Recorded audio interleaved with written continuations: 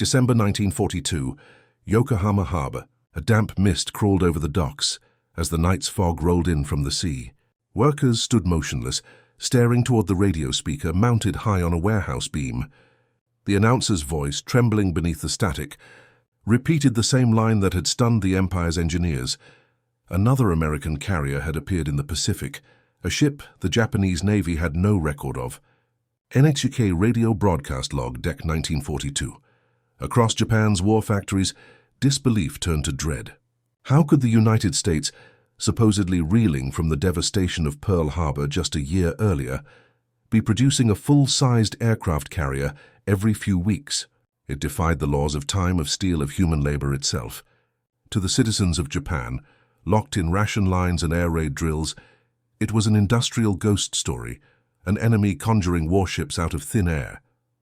Japanese Home Ministry Bulletin, 1943. But in truth, these carriers were not ghosts.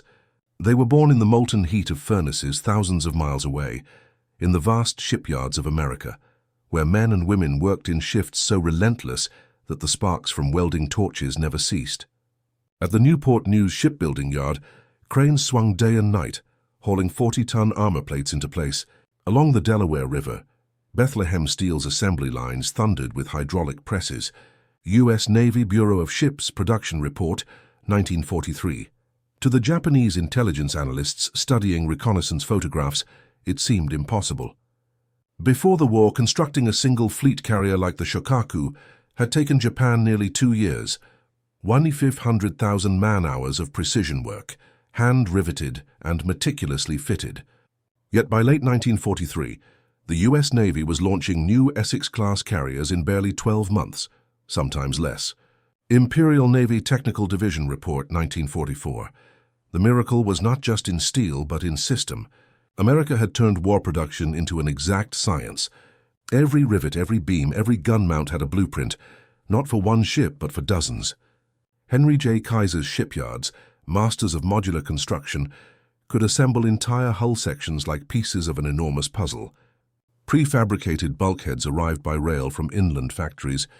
Engine rooms were dropped into place already wired and tested. U.S. Maritime Commission Brief, 1943. While Japanese yards still relied on skilled craftsmen shaping steel plates by hand, American assembly lines followed standardized templates printed by the thousands. Precision welding replaced slow riveting. Conveyor belts moved parts through stations like a giant humming organism. The workers themselves, often teenagers, women, and retirees, had been trained with military efficiency to perform one single task perfectly. The result was speed unlike anything the world had seen. War Production Board Industrial Training Division, 1942. From Tokyo's perspective, the numbers made no sense. By 1944, American industry was producing nearly one aircraft carrier per month, alongside hundreds of destroyers and thousands of aircraft to fill their decks. Japan's Imperial Navy, meanwhile, was struggling to repair its existing fleet. Steel shortages, air raids, and logistical bottlenecks paralyzed their shipyards. Even the launch of a single replacement hull had become a national event. Japanese Naval General Staff Memorandum, 1944. At the heart of the shock lay a fundamental misunderstanding, not of resources, but of philosophy. Japan's industrial model was built on craftsmanship and hierarchy, perfect ships slowly born. America's was built on scale and adaptation, functional ships rapidly multiplied. The U.S. Navy didn't need elegance, it needed endurance. U.S. Office of War Information, Industrial Mobilization Report, 1943. One eyewitness remembered standing in the shipyard during the launch of the USS Essex. It was like watching a skyscraper slide into the ocean. And before you'd even caught your breath, another one was already rising behind it. Newport News Worker Journal, 1943. Meanwhile, in the Pacific, the effect was immediate and devastating. After the loss of Lexington and Yorktown, Japan believed it had crippled the U.S. carrier force beyond short-term recovery. But within a year, Essex, Bunker Hill, Yorktown, CV-10, Lexington, CV-16, and others steamed west, bristling with aircraft, radar masts, and an aura of industrial vengeance. U.S. Pacific Fleet Operational Record, 1943. For the Japanese population, the news broadcasts became surreal. Reports claimed American shipyards were using machines to build ships faster than men could count. Rumors spread that the U.S. had invented automatic ship factories. Some citizens dismissed it as propaganda. Others whispered that America had discovered a secret technology. Japanese Civil Defense Intelligence Notes, 1944. Yet behind this technological illusion was something even more powerful: logistics. The U.S. Navy's Bureau of Ships coordinated more than 200 subcontractors across 30 states. Every valve, cable, and turret was standardized, interchangeable between ships. It meant that if one factory was bombed or delayed, another could pick up the blueprint and resume within hours. Bureau of Ships Coordination Plan, 1943. To the Japanese strategists, this level of redundancy was inconceivable. Their empire had centralized everything. Shipbuilding materials came from occupied territories, skilled workers from a limited class, and machinery from a few urban centers. When American submarines began sinking transport ships carrying raw materials, the entire chain collapsed. U.S. Naval Intelligence Analysis, 1945. Still, Japan fought on, clinging to the hope that America's production would eventually slow. But in Washington, President Roosevelt's administration was doubling down. The Two-Ocean Navy Act had set an unstoppable machine in motion, the largest naval expansion in history. By 1945, American shipyards had produced 24 Essex-class carriers, each capable of launching 90 aircraft, and dozens more light carriers built on cruiser hulls. Naval Appropriations Act, 1940, U.S. Navy Statistical Digest, 1945. Japanese newspapers, censored by the state, downplayed these numbers. But sailors returning from the front brought stories of new ships everywhere. One Japanese pilot described an encounter near the Gilberts. "We thought we faced 2 carriers. There were 6, dramatized composite, Imperial Navy Aviator Memoirs. It was more than a material shock, and it was psychological. Each new American ship symbolized Japan's diminishing hope. As Tokyo's factories fell silent under air raid sirens, American forges glowed brighter. Workers in Detroit and San Francisco joked that they were outbuilding the war. And they were." Office of War Information, Domestic Broadcast, 1944. Even so, to understand how the United States accomplished such a miracle, how blueprints, manpower, and steel transformed into floating cities faster than the enemy could comprehend, one must look deeper than numbers. It wasn't merely industrial might. It was coordination, invention, and a level of logistical genius unprecedented in human history. Because behind every carrier's hull lay invisible threads, networks of engineers, architects, mathematicians, and factory women, all synchronized to a single purpose: build faster than the enemy could destroy. By late 1943, Japan's strategists had stopped asking if the Americans could replace their losses. The question had become far more terrifying. They began to wonder, how far could this machine go? The secret was not hidden in a single machine, factory, or engineer. It was in the system, a living, breathing organism of industry that stretched from the Great Lakes to the Pacific coast. By 1943, this network had one mission: build ships faster than any navy in history could destroy them. U.S. Maritime Commission Report, 1943. At the center stood men like Henry J. Kaiser, a construction tycoon who had never built a ship before the war. What Kaiser lacked in naval experience, he compensated for in innovation. He brought the assembly line logic of Detroit into the world of shipbuilding. His vision was simple but revolutionary: break the construction of a ship into hundreds of smaller, manageable tasks, each handled by specialized teams working simultaneously instead of sequentially. War Production Board, Industrial Innovations File, 1944. Traditional shipyards built vessels from keel to mast in a single linear process. Kaiser's method shattered that paradigm. Entire sections of the hull, some weighing hundreds of tons, were fabricated off-site in sub-assembly plants and then shipped by rail to the main yard. At Richmond, California, 120-ton cranes swung these prefabricated sections into place like steel Lego pieces. Welders connected seams that had already been pre-fitted to microscopic tolerances. Bureau of Ships Technical Note, 1943. The result was staggering. Liberty ships, once taking months to complete, could now be launched in weeks. One, the SS Robert E. Peary, was famously built in just 4 days, 15 hours and 29 minutes, a feat broadcast across the nation. U.S. Maritime Commission Press Release No. of 1942. Though aircraft carriers were vastly more complex, the same logic scaled upward. Prefabrication turned chaos into choreography. Every shipyard became a symphony of sparks and engines. The Essex-class carriers, the backbone of this miracle, embodied the perfection of modular construction. Each displaced over 27,000 tons, carried 100 aircraft, and stretched nearly 872 feet from bow to stern. Their armor belts were 4 inches thick, and their flight decks were layered with 3-inch hardened steel and teak. Every ship carried 4 steam turbines producing 150,000 shaft horsepower, driving them to speeds exceeding 33 knots, 38 m, tatabes. Technical Manual TM 9294, 1943. Engineers like Captain J.J. McCain and Rear Admiral Mark Mitcher understood that speed of production was as vital as speed in combat. So every blueprint for an Essex-class carrier was duplicated and distributed across multiple shipyards: Newport News, Brooklyn Navy Yard, Norfolk, and Philadelphia. No one facility held the monopoly of knowledge. If one was bombed or delayed, another could continue without interruption. Bureau of Ships Construction Division Memo 1943. Japanese naval intelligence failed to grasp this decentralization. In their minds, the loss of one dockyard equaled a fatal blow.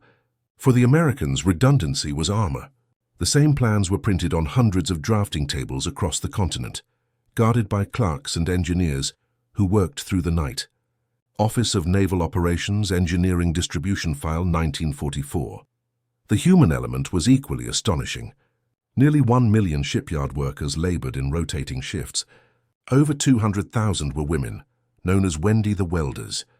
They learned to operate acetylene torches and overhead cranes with precision once reserved for master craftsmen. Many had never seen the ocean before joining the yards. By war's end, their hands had built nearly 6,000 naval vessels. U.S. Labor Statistics Bureau 1945. Factories deep inland, far from any coast, joined the fight. In Akron, Ohio, Goodyear manufactured aircraft arresting cables. In Pittsburgh, Westinghouse produced turbo generators for carrier engines. In Chicago, thousands of machinists assembled catapult systems that would hurl Hellcats and Avengers into the sky. Each part had a serial number, a specification sheet, and a delivery deadline synchronized through government punch card systems, a proto-digital network decades ahead of its time. Office of Production Management Log, 1943. Meanwhile, Japanese engineers marveled and despaired. Dramatized composite. We cannot comprehend how they replace a capital ship before we can even finish our blueprints, one naval architect wrote in a private journal later recovered after the war. It is as if their factories are alive. Imperial Navy Technical Bureau Archives. To the Japanese, the Essex class seemed to materialize overnight. But behind each hull was an invisible army of mathematicians, foremen, electricians, and steelworkers who had turned the nation's industrial arteries into a weapon.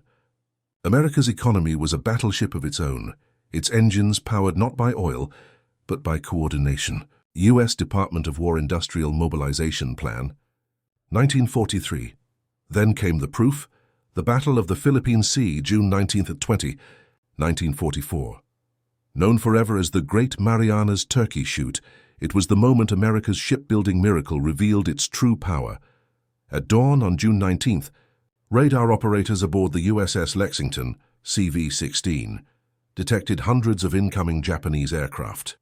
The Americans were ready. Beneath the surface calm of the blue Pacific, 15 U.S. carriers waited, many of them freshly launched Essex-class ships that had never seen combat.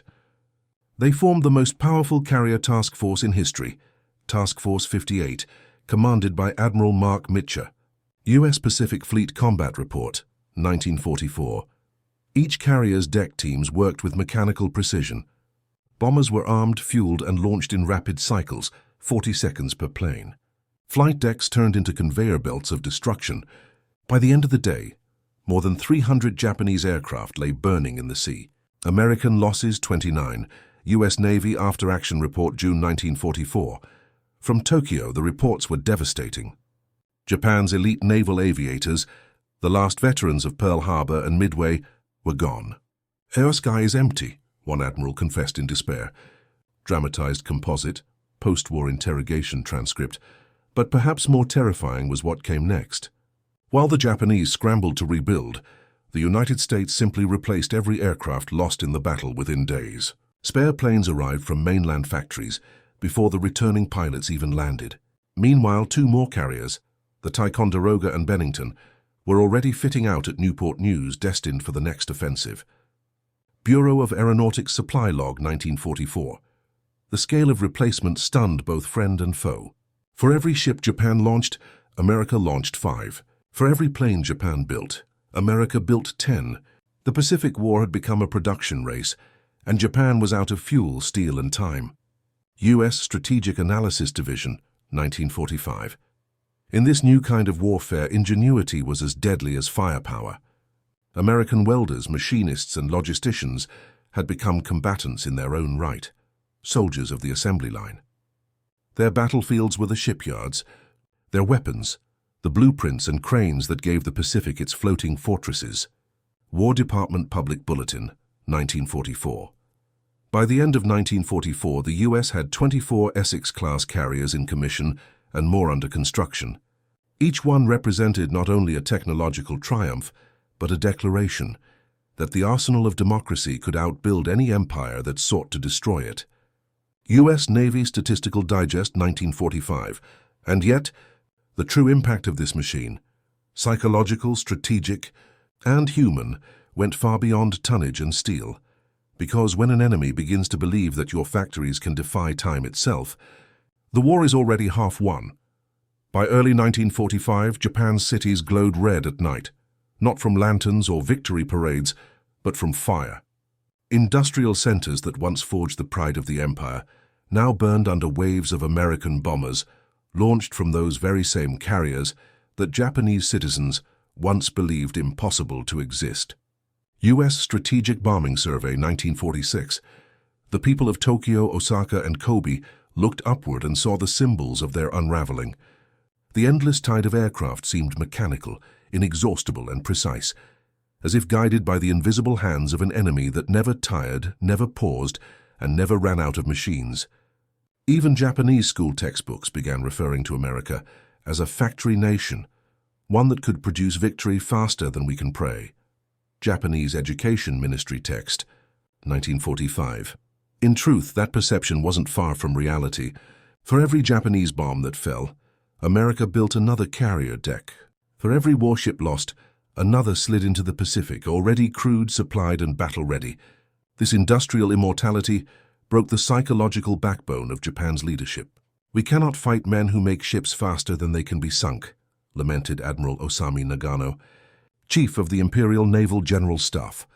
Post-war interrogation transcript, Tokyo, 1946. The Americans understood this new dimension of warfare, victory through endurance. Behind the scenes, naval logistics officers like Rear Admiral William R. Carter had turned the Pacific into a mobile supply grid. Fuel tankers, ammunition barges, and floating repair docks followed the fleets wherever they went. A damaged carrier no longer needed to limp home. Repairs were made at sea, sometimes in days. U.S. Navy Logistics Report, 1944. That innovation was a psychological weapon as much as a strategic one. Every time Japan celebrated the destruction of a carrier, within weeks the same name would reappear on radio intercepts, freshly repaired and leading another offensive. For Japanese sailors it seemed supernatural, a fleet that could resurrect itself. Imperial Navy Signal Intercept Memo, 1945. And in the factories back home, the miracle had become routine. The Newport News Shipbuilding and Dry Dock Company, once a modest East Coast yard, had grown into a leviathan employing over 33,000 workers. The Brooklyn Navy Yard churned out machinery with mathematical precision, its cranes lifting turbines built in Pittsburgh, armor forged in Bethlehem, and electronics wired in Chicago. Every component, every shipment, every hour of labor synchronized through punch card systems, early ancestors of computing that tracked production in real time. Bureau of Ships Industrial Coordination Summary, 1944. This orchestration created a psychological divide between nations. While Japanese civilians rationed food and recycled cooking oil for airplane fuel, American workers ate hearty meals and sang patriotic songs between shifts. For the United States, the war was total, but not desperate. The machine was so vast that no single point of failure could stop it. U.S. Office of War Information, 1944. In late 1944, American naval intelligence began intercepting a new tone in Japanese communications: resignation. Commanders spoke of infinite enemy production and unending steel waves. Allied Translation and Interpretation Section, 1945. When the USS Franklin and USS Bunker Hill were nearly destroyed by kamikaze attacks, Japan celebrated. But within months, replacement carriers joined the fleet, already painted, armed, and stocked. The Imperial Navy's last advantage, the willingness to die, could no longer overcome America's ability to rebuild. That was the true revolution of industrial warfare. It wasn't just the speed of building, it was the speed of recovery. America had made destruction itself irrelevant. Every bomb, every torpedo, every loss was already accounted for in a system designed to replenish faster than it could bleed. U.S. Navy Maintenance and Refit Bulletin, 1945. The human cost, however, was immense. Beneath the glowing forges and rhythmic pounding of hammers were exhausted faces, men and women who worked 12-hour shifts, 6 days a week. Their sweat fed the engines of empire, their fingerprints pressed into every hull. The names of engineers like William Francis Gibbs, designer of many naval vessels, and Eugene Grace, president of Bethlehem Steel, became as vital to victory as generals in the field. They were the architects of an invisible battlefield, one fought with rivets, schedules, and blueprints instead of bullets. U.S. Industrial Mobilization Report, 1945. As Japan's defenses collapsed, the Essex-class carriers became floating cities of vengeance. In March 1945, as USS Essex launched squadrons toward Tokyo Bay, its deck crews included men whose fathers had worked the steel mills that built the ship. Each bomb dropped was, in a sense, a fragment of American industry made lethal. Pacific Fleet Operational Diary, 1945. And when Japan finally surrendered in August 1945, the Emperor's radio address mentioned not just defeat in battle, but the overwhelming power of material production. It was a rare acknowledgement that the war had not only been lost in the skies or seas, but in the factories of Detroit, Philadelphia, and Richmond. Imperial Rescript on Surrender, Aug. 1945. After the war, the psychological scars lingered. Japanese civilians who had once believed in the Empire's invincibility now wrestled with awe at the scale of American capability. "They made ships as we made prayers," wrote one Tokyo engineer after visiting a captured American carrier docked at Yokosuka. "Every bolt, every plate was perfect, and there were thousands more waiting." Japanese Reconstruction Bureau Memoir, 1947. The legacy of that industrial miracle reshaped the world. The U.S. Navy entered the Cold War not merely as a maritime force, but as a symbol of industrial supremacy. The modular, decentralized systems pioneered during the war evolved into the logistics networks that would sustain Korea, Vietnam, and even the Persian Gulf decades later. Department of Defense Strategic Doctrine Analysis, 1957. Even modern naval doctrine owes its life to that wartime revelation. Today's network-centric warfare, where every ship, plane, and satellite is part of a synchronized web, was born in those blueprints from 1943, when coordination became deadlier than cannon fire, and efficiency became a weapon. In Japan, the post-war era saw reflection rather than rivalry. Engineers studied the American model not with hatred, but with reverence. Many who once built Zero fighters would later work in the Reconstruction boom, rebuilding their nation's industry with the same precision America had used to defeat them. Toyota, Mitsubishi, and Kawasaki would all draw lessons from the American wartime production model. In a strange irony, the very system that had destroyed Japan now guided its rebirth. Japanese Economic Recovery White Paper, 1955.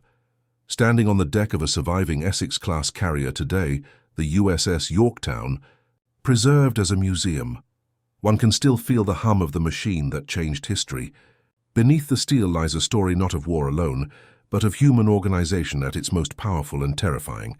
Because this was more than a race of weapons, it was a race of minds, a race to see which nation could command not just soldiers, but systems, and in that race, America had mastered the art of making time itself obey. As Admiral Ernest King once remarked after the war, gazing at the endless rows of carriers lined along Norfolk's piers, "We didn't win because we fought better. We won because we built faster," attributed dramatized composite. In modern war, steel is nothing without rhythm, and rhythm, once set to purpose, can conquer the world.